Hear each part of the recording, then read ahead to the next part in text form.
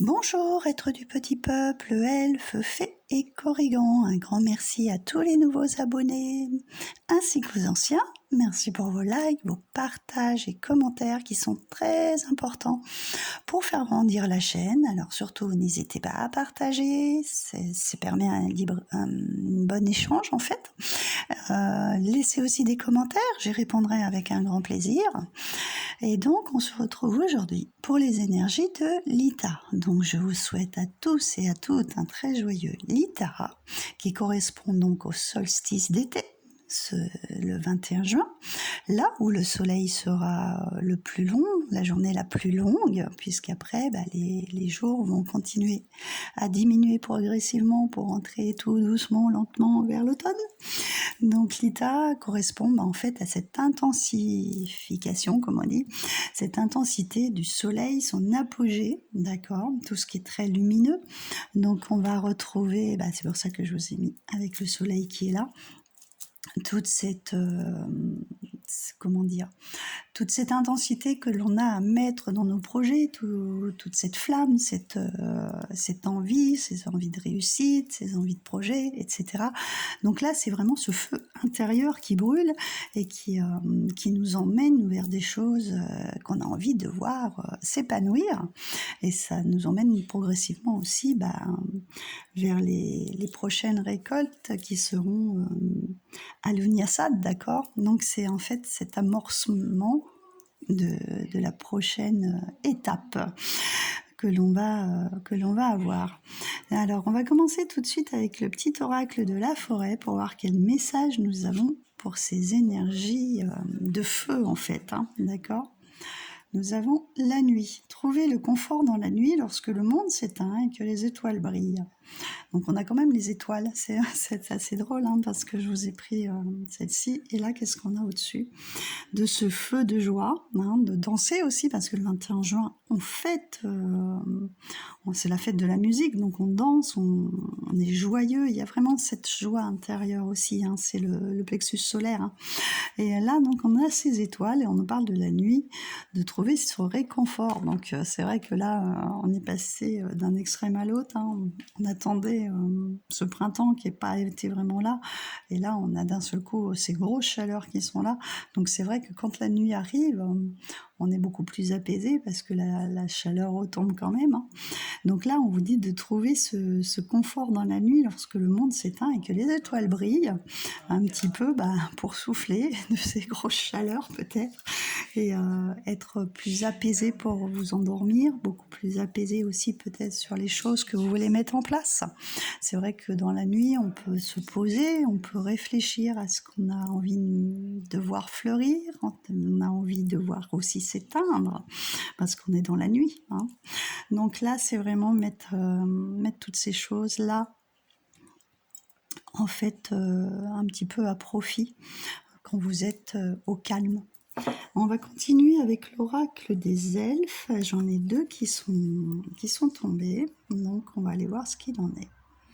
Même après les périodes d'obscurité la plus profonde et le froid le plus glacial, la lumière et la chaleur reviennent.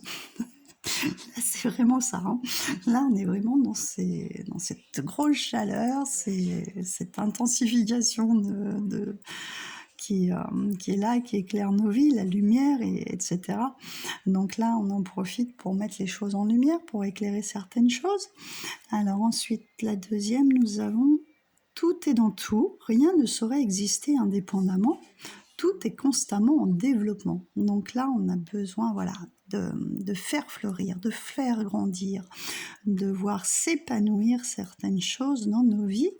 C'est le moment idéal pour récolter en fait les fruits de notre labeur, des choses que vous mettez en place. Il est plus que temps de terminer peut-être certains projets, de finaliser certaines choses afin de les clôturer pour la fin de l'année, comme on a dit, on est en année 9 et après repartir sur des nouvelles bases. Et donc avec l'oracle de Nade, on nous parle, allez-y, de changement, d'accomplissement et de réussite. Et ce sont les projets. Voilà, c'est vraiment mettre ça à profit. Vraiment aller vers ce que vous voulez voir s'épanouir dans votre vie. C'est le bon mois pour le faire, c'est le bon mois pour réussir. Hein. Il est temps de mettre tout ça à plat, de passer après, pour les saisons suivantes, récolter jusqu'à l'Unyasad, hein, les dernières phases de ce que vous voulez voir fleurir. Et puis après, être beaucoup plus tranquille pour l'automne qui arrivera dans les jours, dans la continuité en fait. Ok. Donc j'ai pris l'oracle de la prophétie du feu sacré, puisque nous sommes dans des énergies de feu, n'est-ce pas? Alors nous avons l'archer qui est sur surveillance. Il est en train de guetter, il est en train de voir qu'est-ce qu'il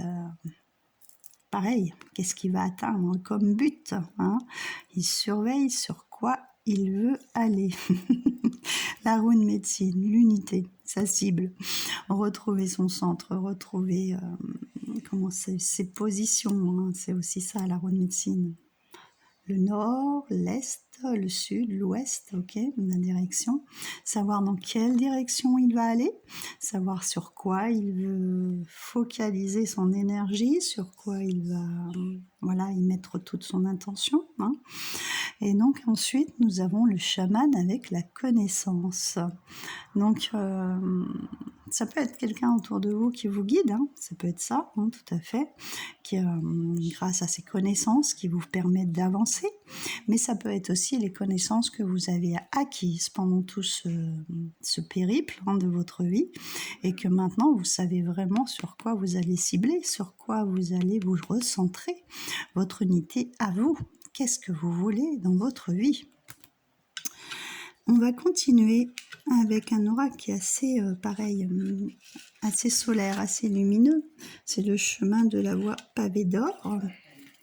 Alors, je vous en ai tiré 3 aussi et on va aller voir ce qu'il en est.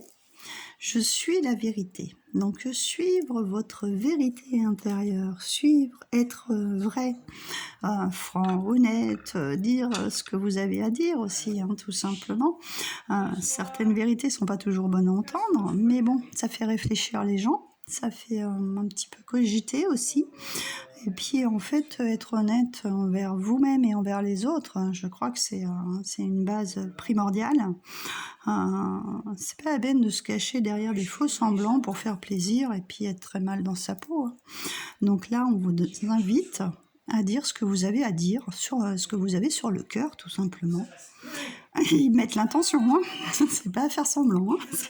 C'est vraiment, poser vos intentions, dire ce que vous ressentez, vous exprimer en fait, tout simplement.